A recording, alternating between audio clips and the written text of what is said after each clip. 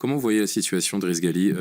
Beaucoup se disent on va dériver peut-être, surtout en cas d'arrivée du Rassemblement national au pouvoir, vers une convergence des violences à gauche. En 2002, puisqu'on revient à un cas, finalement c'est le seul précédent auquel on peut se référer. En 2002, il y avait eu bien sûr d'énormes manifestations à l'entre-deux tours de la présidentielle. Pour autant, les banlieues, durant cette période, avaient été d'un calme absolu. Est-ce que c'est le même scénario qui se rejoue ou vous croyez, vous, à cette convergence?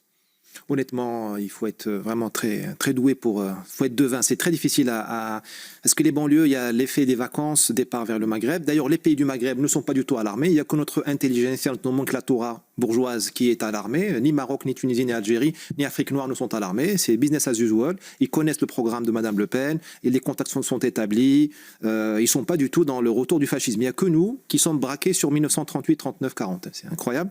Donc... en tout cas, ce qui est sûr que la société est beaucoup plus violente qu'en 2002, à cause de qui? Du bloc central, hein. À cause des amis de M. Macron qui ont dévalorisé le travail policier, qui ont créé la sensation d'impunité. Je me rappellerai toujours de M. Dupond-Moretti qui engueule les magistrats marseillais pour leur dire attention, il ne faut pas faire le jeu du RN. C'est-à-dire que la guerre est perdue contre les narcotrafiquants. Voilà. Donc aujourd'hui, nous avons désinhibé une partie de la population, parce que dans ce pays, on donne une carte blanche aux violents systématiquement, depuis 20 ans. Et nous, M. Macron a participé pendant 7 ans à cette grande récréation. Mais la simplicité